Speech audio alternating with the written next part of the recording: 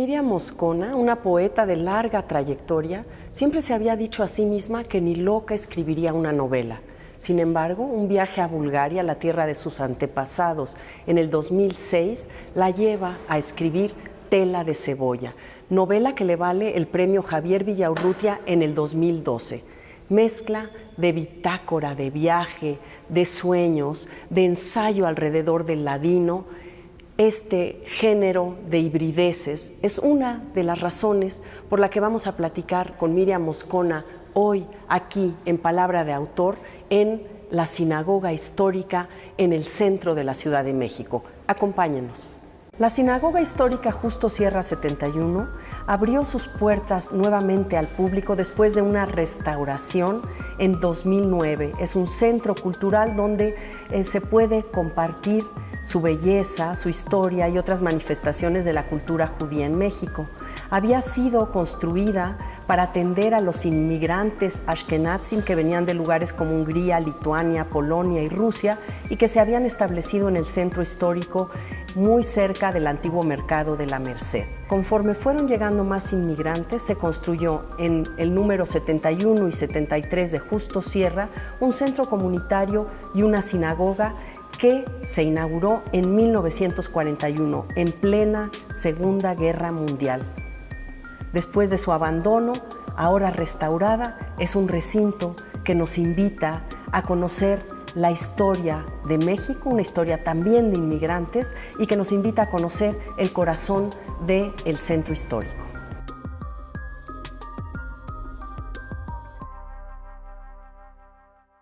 Qué bueno que estén con nosotros aquí en Palabra de Autor, en este bellísimo espacio, la Sinagoga Histórica Justo Sierra 71, donde vamos a platicar con Miriam Moscona. Me da muchísimo gusto poder tener esta conversación, Miriam, contigo y en este espacio que además significa mucho porque aquí hiciste una de las presentaciones de Tela de cebolla. Y la verdad es que toca agradecer a Mónica Uniquel las puertas abiertas para este espacio que está convertido en un espacio cultural animado por un entusiasmo increíble de parte suya. Es un lugar a donde se hacen conciertos, lecturas, representaciones, en fin. Me parece muy bien reciclar los espacios y poderlos usar de otra manera también, ¿no? Y fíjate que esta conversación contigo, qué bien que nos dé la oportunidad de conocer espacios de nuestra ciudad y su historia y la historia de las migraciones en nuestro país. Entonces, qué mejor, y con temas como Tela de cebolla, novela que ganó el premio Javier Villaurrutia el año pasado.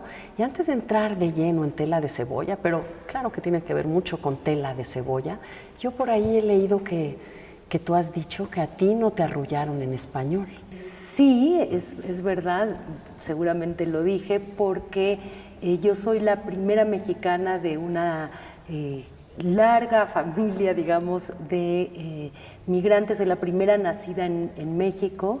Mis padres llegaron a principios de los años 50.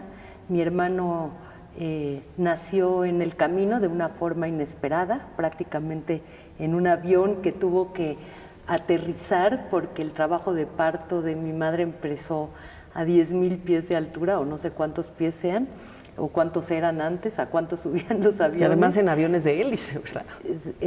No sé si de hélice, porque era un viaje transatlántico. Claro. Y era de una línea que era, no sé si te acuerdas, la BOAC, le decíamos, la BOAC, que curiosamente en ese modelo de aviones donde ella viajaba y en donde empezó a tener su trabajo de parto, es un modelo de aviones que después se descontinuó porque se vio que tenía no sé qué defecto de fábrica.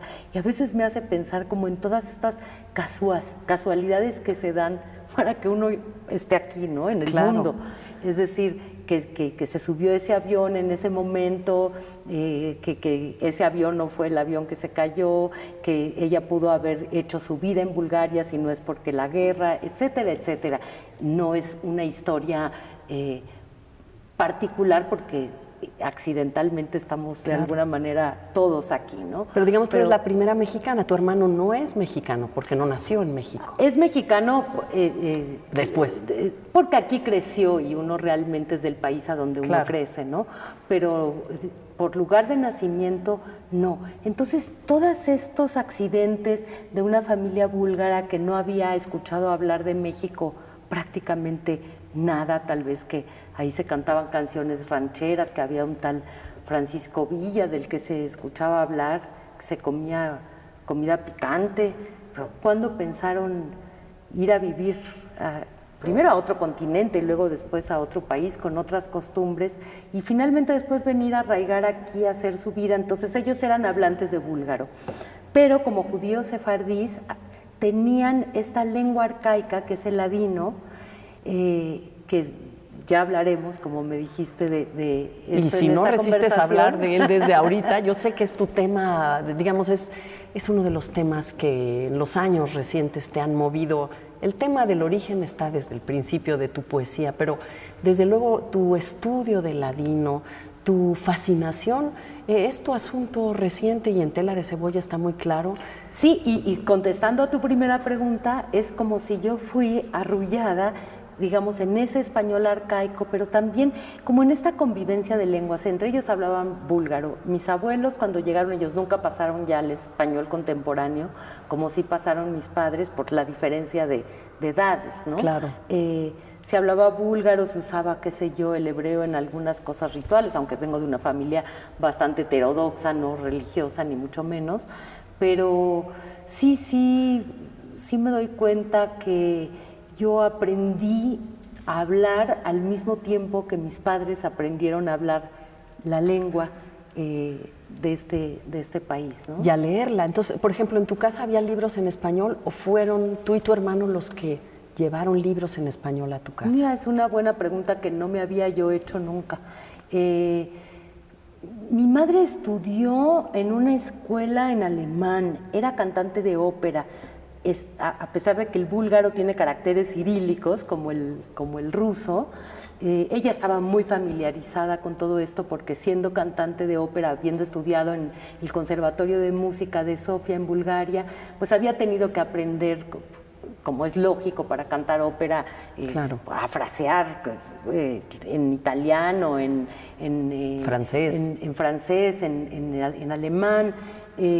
Pero además, acuérdate cómo era la educación de antes. Ella tenía un conocimiento que ahora se ha perdido de latín, que pues, era como una llave maestra para poder entrar a varias lenguas romances. También para ella, en ese sentido, fue mucho más fácil dar el salto al español contemporáneo. A veces me pongo a pensar en las generaciones, no de la gente que entró a un país y pudo hacer su vida ya recomenzada, sino en la otra generación, gente empujada ya, que vinieron a ser gente ya de 70, 80 años, venirse casi a morir, a enfermar acá, es como una historia mucho más trágica, ¿no? Mucho más trágica, mucho más dura. Mientras que mis padres siempre tuvieron una cuestión, y con eso también crecí, de una gratitud hacia México que me imagino que las familias arraigadas acá no es algo que lo están diciendo. Claro. A mí se me hacía absurdo que el Día de las Madres sacaran la bandera de México y mi mamá usara lentes oscuros porque realmente se conmovía de escuchar ese himno de este país que inesperadamente le había abierto las puertas, y a mí se me hacía ridículo que cómo podía llorar con el himno porque tocaran el himno, que además esa marcha así un poco severa la hiciera llorar. Me daba esta pena ajena, absurda de los niños, ¿no? Que ahora te conmueve enormemente, ¿no? Claro. En Las Visitantes, en uno de tus poemas, este libro que ganó el premio Aguascalientes en el 89, tú dices, hay unos versos, creo que es en el último poema, dice: si la guerra nos empujó del viejo continente, un soplo nos condena a duplicar nuestra visión. A mí se me hace eso interesante porque tiene que ver con, tú decías, si naciste aquí, si tienes un arraigo, muchas generaciones, hay reflexiones que no haces, hay cosas que no te preguntas, y tú estás hablando de una visión duplicada. ¿Será tu caso? Es bastante natural, por supuesto que es mi caso. O sea, en una persona que ha nacido acá, que sus padres son de acá, no se ponen a hablar del olor de las tortillas y cómo se acostumbran a ese olor.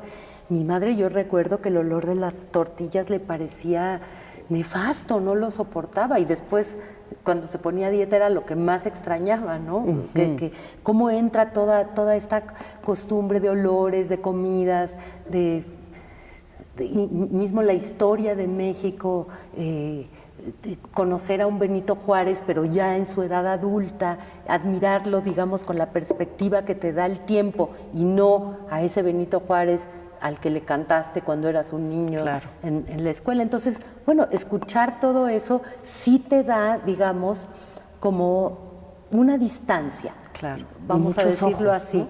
Quizás, si tu madre era cantante de ópera, tú la oías cantar. De alguna manera es que estoy pensando en si en aquello pudo haber ya formado tu oído, este oído que necesitan los poetas.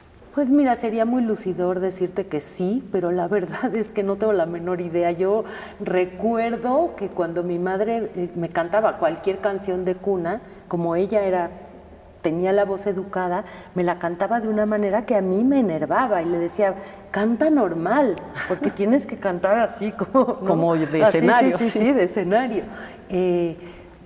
Pero bueno, sí creo que tuve una relación con la forma de escuchar que sí te va marcando.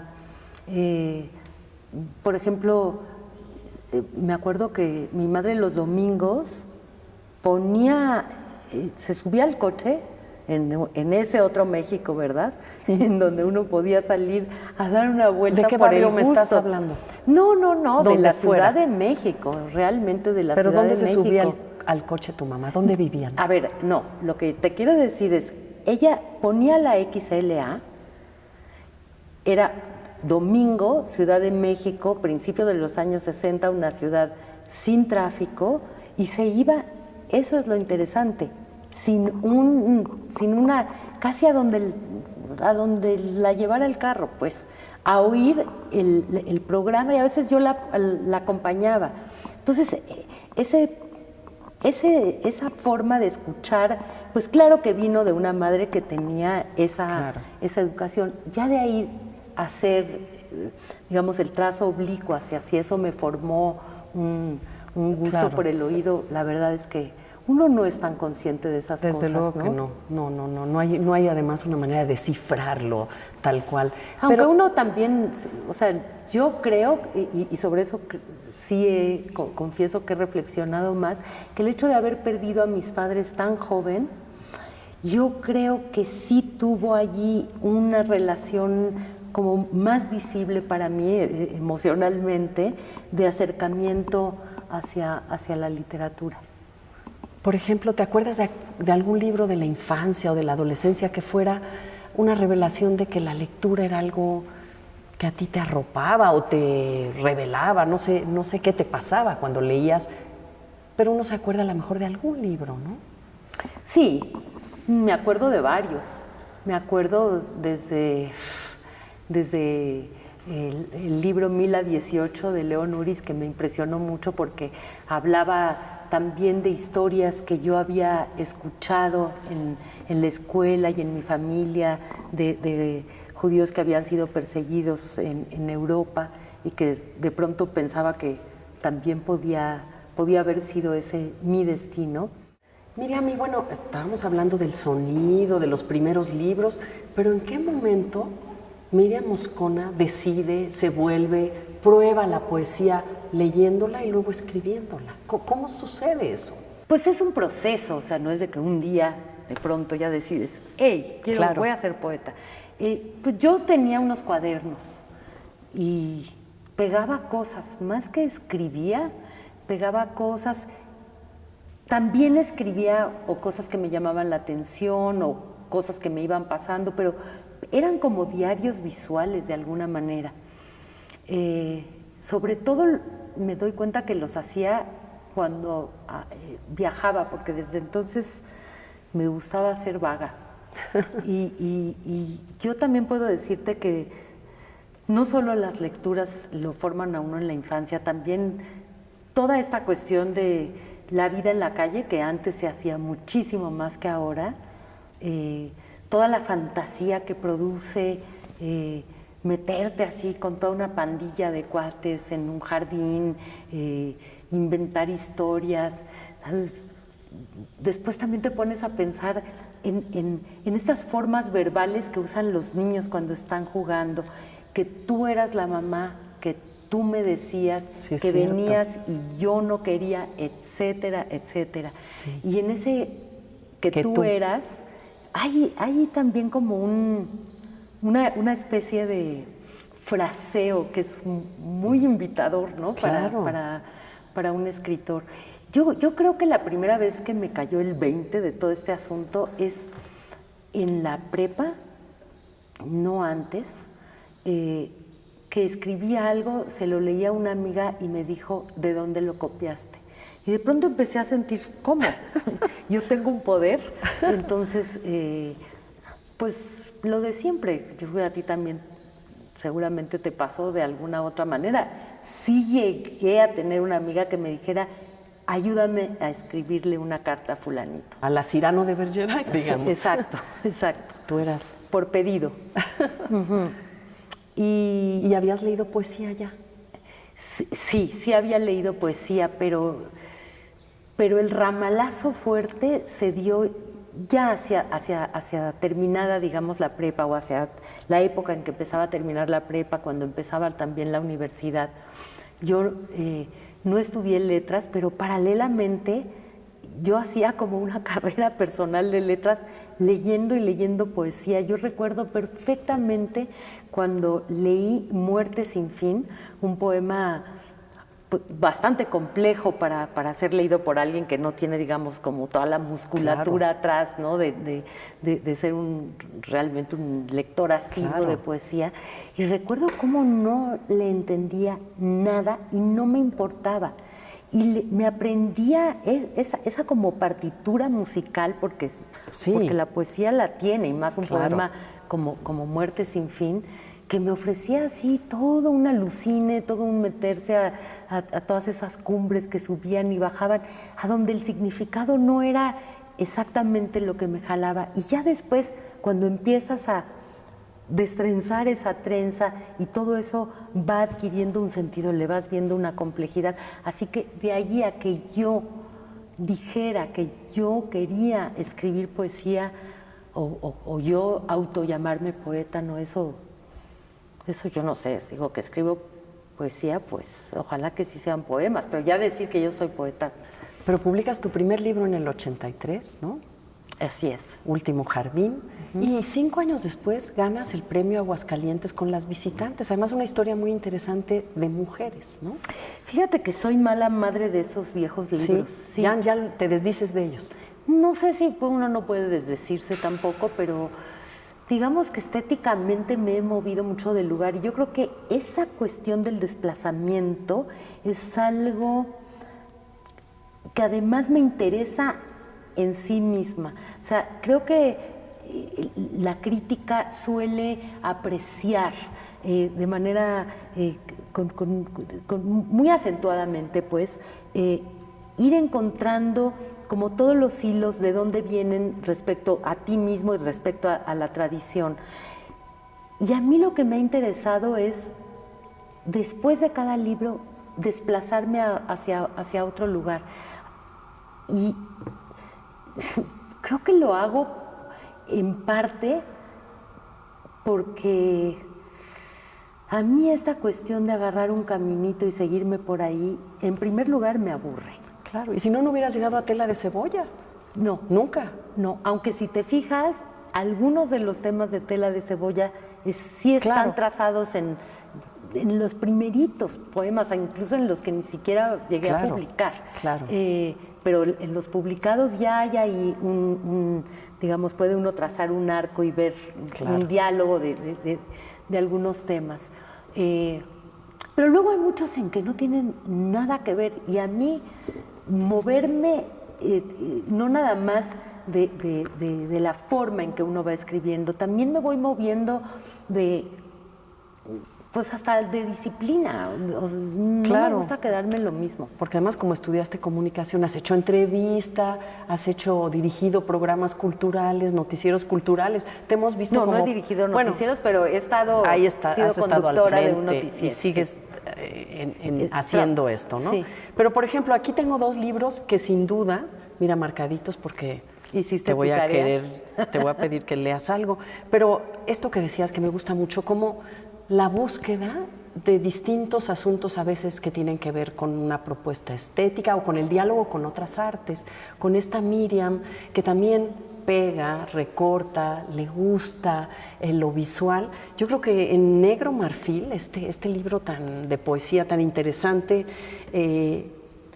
pues hay una Miriam Moscona muy diferente a la de sus primeros poemarios, igual que en El que nada, ¿no? Lo estoy poniendo así para que lo vea nuestro auditorio. El que nada, que ya en sí esta agua y apenas los reflejos de la luz nos hablan de la desnudez, de llevar, digamos, el lenguaje a, tú dices, hasta los huesos. Ay, me encanta. Eso te lo oí decir por ahí, me gustó mucho. Negro Marfil. Negro Marfil, exploración con otro tipo de provocación. Pues hace rato te acuerdas que te decía que antes de escribir realmente llevaba yo esos cuadernitos. Uno siempre sigue jugando como de niño, que uno jugaba, que uno decía, pues que uno pegaba y que yo recortaba. Y una amiga una vez me regaló un cuaderno. Tú sabes que a los escritores nos encantan las libretas y me trajo una libreta muy linda y alguien más me regaló unos pinceles y tinta y empecé de verdad, nada más a hacer manchitas y me gustó.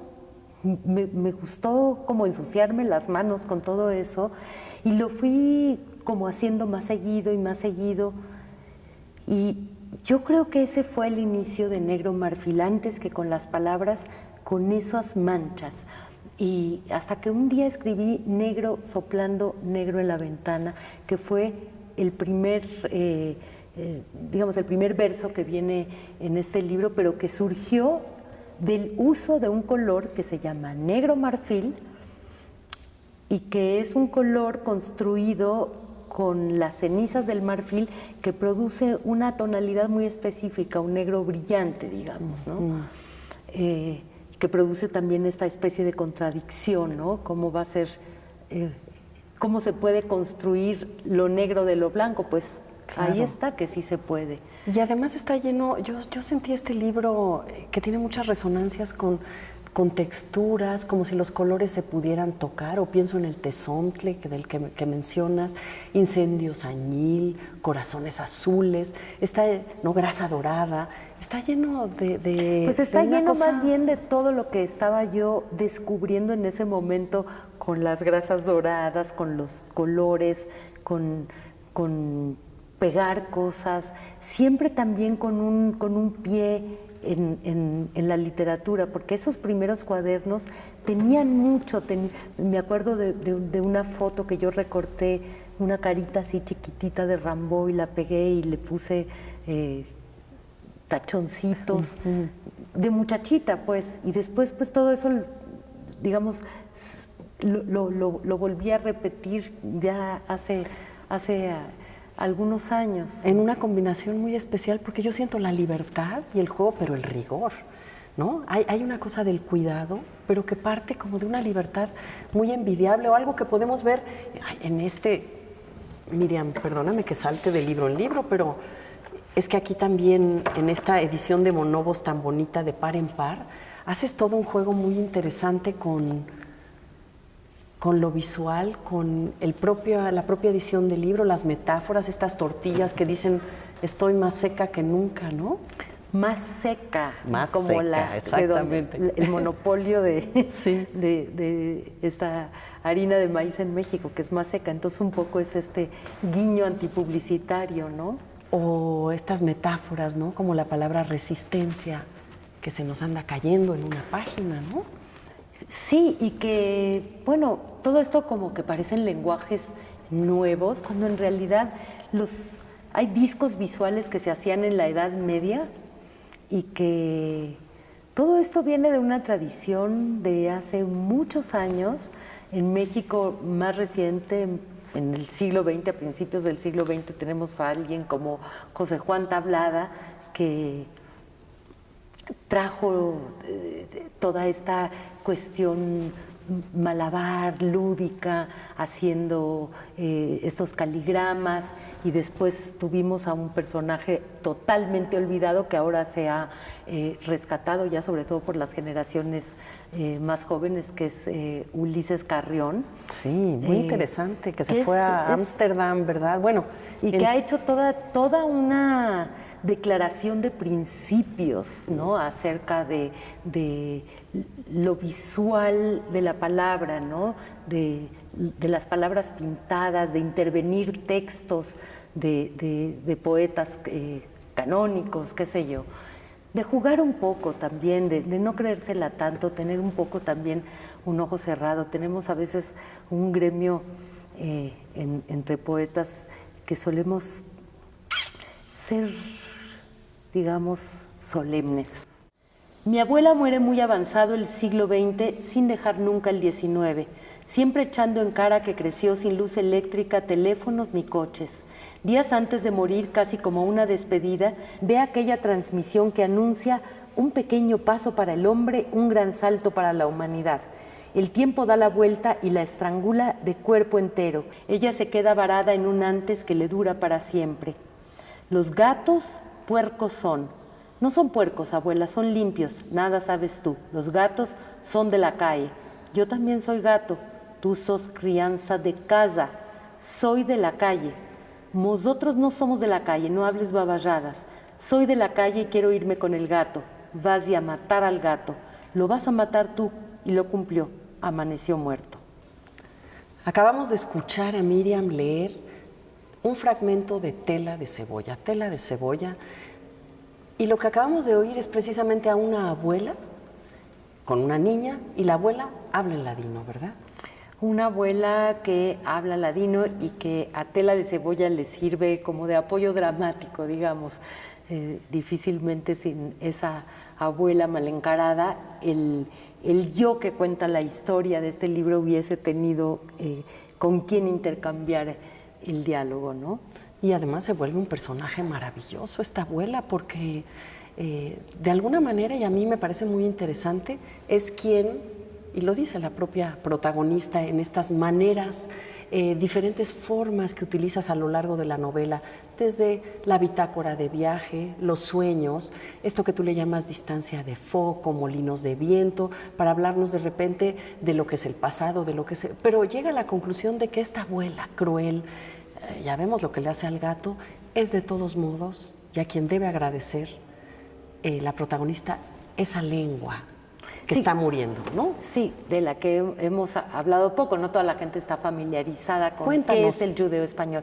El judeo-español es la lengua que se hablaba naturalmente en la península ibérica hacia finales del siglo XV, cuando los judíos y los moros son expulsados de la península. Como es natural, se llevan su lengua. Si a ti te expulsan de México, pues ¿qué te vas a llevar? Claro. Probablemente la llave de tu casa, tus chivas y tu lengua. Sí. Esa lengua se fue hablando de una forma lógica y natural adentro de las familias. Familias que se fueron estableciendo en distintos países de Europa. Y es una lengua, ese español arcaico, al que se le fueron pegando hablas, giros verbales, expresiones de las distintas lenguas que toda esa comunidad fue ocupando en distintos países de Europa, como te decía. En el caso de mi familia, fue de Bulgaria. ¿Qué es lo extraño?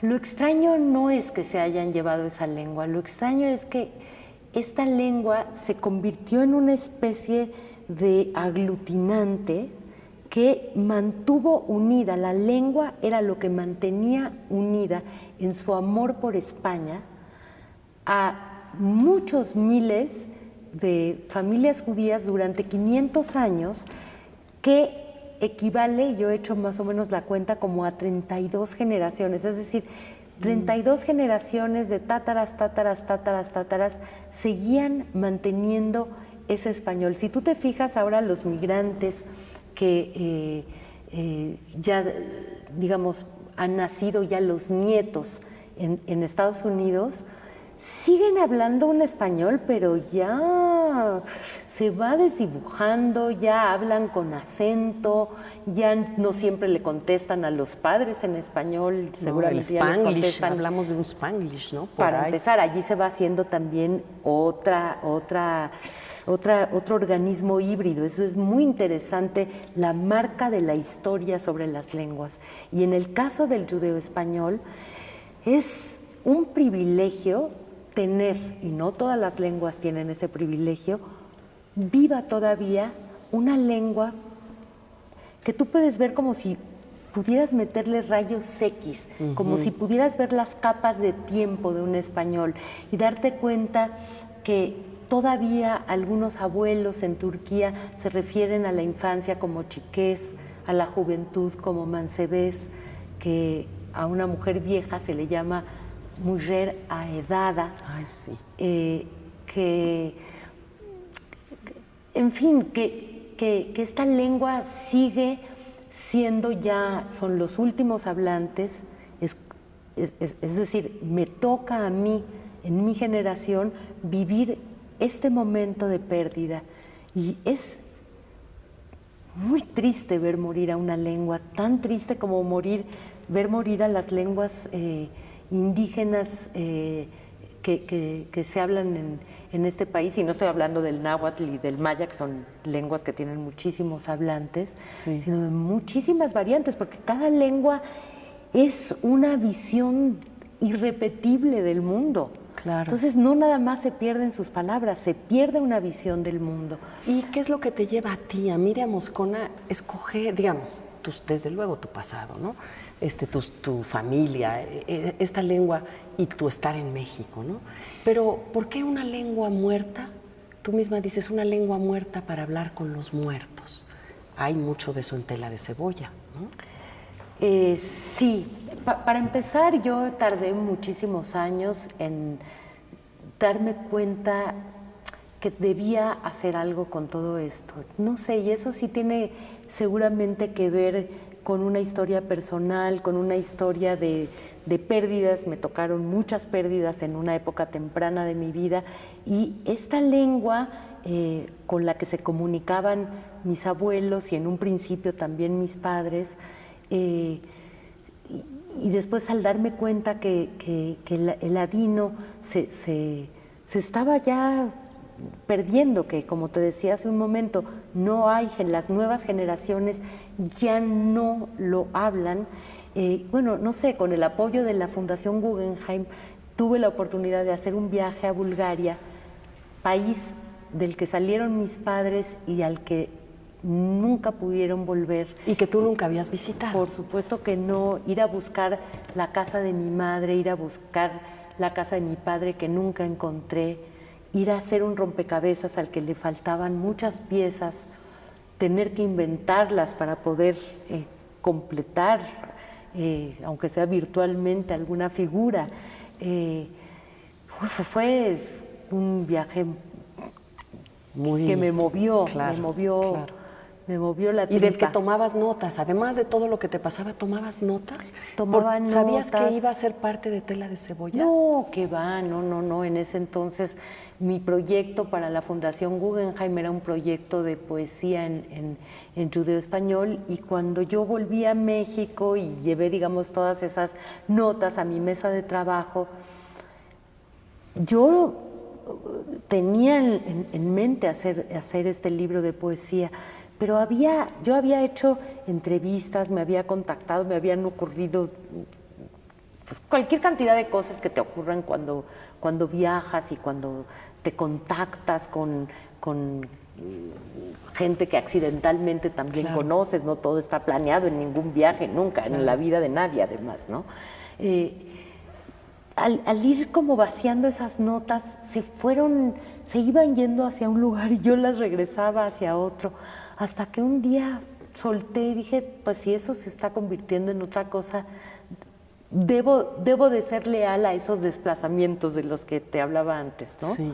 Y si ese desplazamiento me está llevando hacia otra cosa, pues va. Aunque yo me resistía, me resistí mucho, porque bueno, toda la vida dije, yo nunca voy a escribir una novela, y no tanto era como una postura ideológica como parecen esas grandes afirmaciones, sino porque, pues no sé, me parece que la narrativa se escribe como con otra parte, otro lóbulo cerebral que yo siempre me he sentido incapaz. La poesía se escribe de otro modo, se lee de otro modo, se corrige de otro modo, etcétera, ¿no? De hecho, tú sabes mucho más que yo de eso. Cuando estás escribiendo una novela, seguramente tienes ahí a tus personajes y no puedes escribir una semana así, luego 6 meses, no. Todo eso es como un material que se va enfriando. Claro. ¿No? Adquiere un calor y hay que aprovechar y meterle las manos a esa arcilla cuando está caliente, ¿no? Luego se endurece. Claro. Con la poesía, digamos, las ráfagas de escritura suceden de una forma distinta, no peor ni mejor, simplemente es distinto. Y aquí por esto yo digo, le llamo novela porque pues, me da lo mismo. Además, hoy en día creo que una novela puede ser escrita de muchas maneras y los editores empezaron a llamarle novela y me contagiaron el término. Me da lo mismo cómo llamarle al libro, porque pues eso es una cuestión más de los críticos, ¿no? Que se preocupan como por poner como en distintos cajones que facilitan a veces también la comunicación y a veces la entorpecen, de hablar de los géneros. A mí me interesan mucho las fronteras. Me interesan las fronteras de género, que creo que en este libro son muy visibles. Hay poemas, hay trabajo periodístico, informativo, hay diálogos como de una forma que usa más, digamos, la dramaturgia, el teatro. Bueno, cuando me di cuenta que estaba haciendo eso, pues ya lo fui llevando más lejos, digámoslo así, ¿no? Miriam, tú me has explicado, y tu libro lo explica muy bien, Tela de Cebolla, que palabras como ancina, que nos parece que es un mal uso del español, en realidad es un judeo español, son estas herencias, estas capas de las que nos hablabas, ¿no? Sí, ancina, andejuites, agora, etcétera. Estas palabras que uno escucha todavía en las zonas rurales, no nada más de México, de muchos otros países de América Latina, que uno oye como si fueran dichas por gente que ha tenido menos escolaridad y que en realidad no es más que ese español que se quedó ahí sí congelado en el tiempo. Ahorita en la pausa estábamos platicando lo curioso que resulta que una lengua que está prácticamente muerta o en sus últimos momentos se sirva de la tecnología más contemporánea para tener un espacio en la red que se llama Ladino Comunita, en donde gente de todo el mundo, tendrá unos 1.500 miembros tal vez, que escriben en ladino. Claro, uno puede nada más ser un voyeur y estar ahí mirando lo que otros escriben. En la época en que yo estaba escribiendo Tela de Cebolla, visitaba mucho más a menudo este espacio Ladino Comunita, a donde se contaban y se siguen contando historias geniales. Ya sabes, pueblo chico, infierno grande. La gente luego ahí se pelea que porque la musacá, que es un cocido de berenjenas y de carne, se hacía de tal forma en Turquía. No, que va, pero si eso no es de Turquía, eso es de Bulgaria. Yo te voy a decir cómo lo hacían. Y en fin, parecía que la gente se estaba matando hablando simplemente de una receta. De allí saqué una historia transfigurada en Tela de Cebolla, que es la siguiente. En el humor judío hay siempre una exageración que se agranda a partir de un hecho simple de la vida cotidiana. Un rabino iba en el tren hablando con un amigo suyo. Le contaba que en la yeshivá, es decir, en la escuela rabínica, había conversado esa misma mañana con un joven discípulo que le preguntó la hora. Bueno, ¿y eso qué tiene de particular?, le dijo su amigo, alzando las cejas y juntando las manos. Nada, solo que respondí que no era posible darle la hora. ¿Y por qué no se la diste? Tú siempre tienes la hora. Porque si le doy la hora, me va a preguntar mi nombre. Después va a querer saber dónde vivo. Después va a averiguar si tengo familia. Seguramente me va a decir que no tiene a sus padres en este pueblo y que si lo puedo invitar a la cena de Shabbat no tiene con quién pasarla. ¿Me voy a negar? Sería pecado decir que no. Va a venir a mi casa, va a mirar a mi hija, que es un tesoro, y no va a tardar en pedirme su mano. La verdad es que yo no quiero dar la mano de mi hija a un joven que ni siquiera tiene para mercarse una hora como un Ben Adam. Como un Ben Adam. ¿Qué es? Ben Adam es hijo de Adán. En realidad es un ser humano, como un... Pero figurativamente se usa, esta persona no es un Ben Adam, es decir, no tiene educación, ¿no? Entonces Ladino no está tan muerto. Tú eres, o sea, este proceso de descongelamiento, a lo mejor, de traerlo al presente, que no es arqueología necesariamente, sino es mirar cómo está hoy, habla de cierto soplido, de cierto aire. ¿Podría ser? ¿O eres de las pocas que está haciendo esto, Miriam? Digamos, llevándolo no como una estudiosa de las lenguas, sino haciéndolo material literario. Mira, sí hay, no, de ninguna manera. Para empezar, yo no estoy tratando de hacer ni con este libro ni con ninguna otra cosa, ni un rescate, ni nadie es capaz de hacer eso, ¿no? Ni siquiera de planteárselo. Más una lengua no va a vivir por decreto, ni porque se estudia en una universidad, ni porque hay una rama de estudios judaicos. Ya, por ejemplo, en Los Ángeles, en esta universidad UCLA, tienen una rama de estudios en ladino, ahí está, pero bueno, yo no sé cuando una lengua llega así a ser estudiada de una manera académica, también ve tú a saber qué quiere decir todo eso. Está viva en la memoria todavía de algunas personas, pero como te digo, ya no es una lengua natural de comunicación entre las familias, y en ese sentido es que no está vivo como lo estuvo durante 500 años. Pero a ti sin duda esa lengua, más esta estrategia narrativa, emocional que utilizaste, fue de alguna manera algo que a la manera rulfiana te llevó a tu Comala, ¿no? A buscar a tu padre, digamos, a tu origen, ¿o no? Fíjate que un crítico joven me mandó hace unos días un escrito en donde dice que de alguna manera yo pude haber empezado este libro diciendo: vine a Plovdiv porque me dijeron que aquí vivía mi padre, un tal León Carmona. Él hace toda una relación, bueno, muy su lectura entre esta búsqueda que por supuesto, Rulfo es entre nosotros quien lo hace de una manera única y memorable, pero esta búsqueda del padre, esta búsqueda de lo que has perdido, esta búsqueda de tus fantasmas, es algo que Rulfo recoge del campo mexicano, pero que tú lo puedes ver vivo en literaturas de distintas tradiciones, ¿no? Y por ahí están todas tus resonancias con lecturas. A mí me gusta mucho Tela de Cebolla por varias razones, Miriam. Porque me encanta enterarme del ladino, me encanta enterarme de muchísimas cosas que desconocía, me das luz sobre el tema, pero sobre todo me conmueve la travesía del personaje en el viaje, en su relación con la abuela, en esta ciudad que también se nos fue yendo a otro tipo de ciudad de México, y finalmente todo al estado de pérdidas y de ganancias, porque hay una reflexión sin duda honda. Me gusta mucho el título, Tela de Cebolla, que es un refrán ladino maravilloso, sí, en español. El meollo del hombre es tela de cebolla, que en realidad habla de la fragilidad humana, y a mí la cebolla también me sirve como una imagen, porque adentro de las capas del español hay otro español.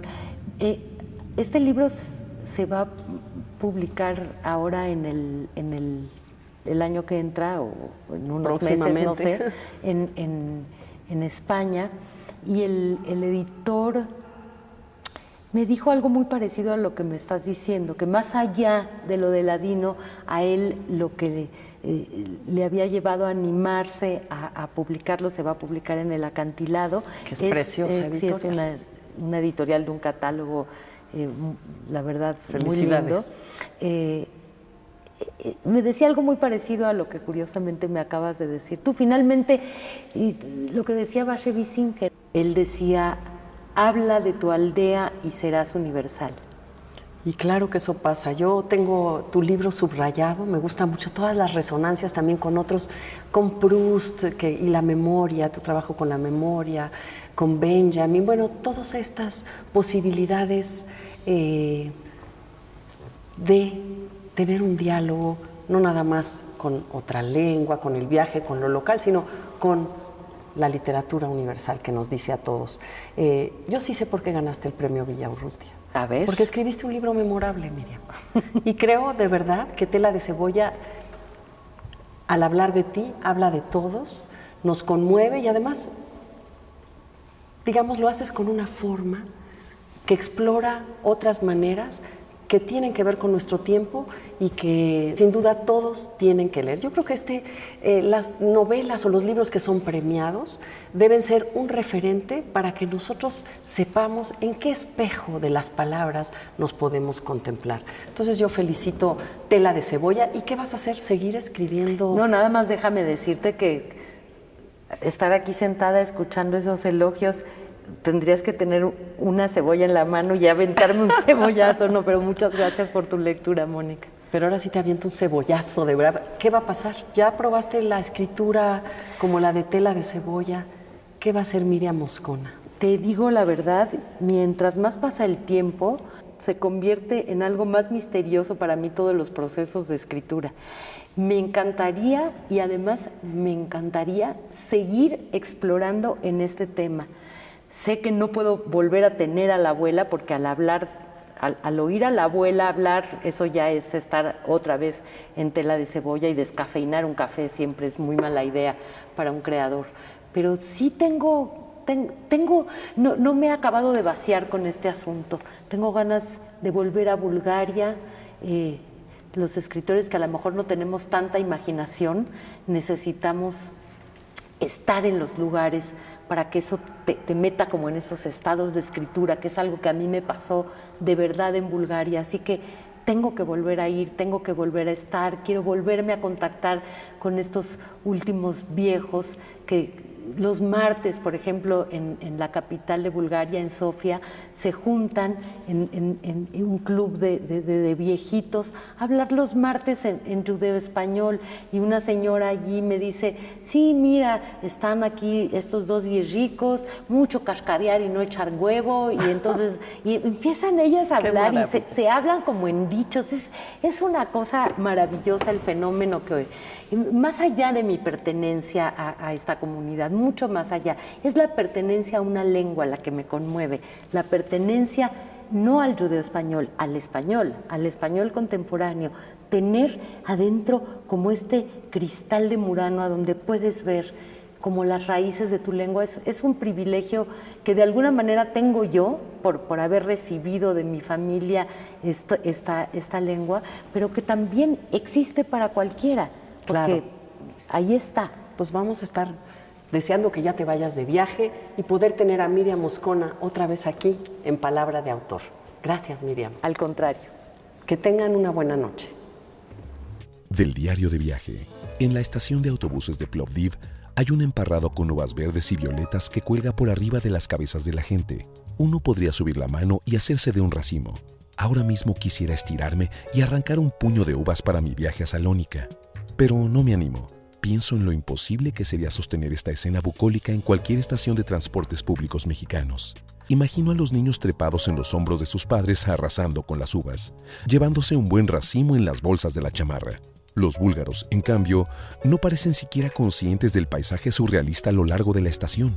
Muchos comen banitsa, un hojaldre crujiente de queso y especias perfumadas que se compra en los puestos callejeros a precios irrisorios. Una delicia barnizada de un aceite muy suave y picada por semillas de ajonjolí. Frente a la estación hay un comercio de ropas con vitrinas grandes y maniquíes empolvados de la época del dominio ruso. Nadie voltea a verlos, pero descubro a 3 ingleses burlándose de esa teatralidad naif con modelos que más bien parecen obreros en lucha que paradigmas del diseño contemporáneo. Los grises y beiges dominan la escena. Una mujer de unos 70 años está recargada en la puerta. Fuma y tose sin cesar. Alguien entra al negocio, pero a ella no le importa. Ni siquiera dice buenas tardes. Fuma y tose y vuelve a fumar. Se encoge en cada sacudimiento. De pronto, un acceso le pone la cara púrpura y algo le pasa. Deja de respirar. Se desploma con todo y cigarro. La gente corre a asistirla. Un hombre grita. Se moviliza la calle entera.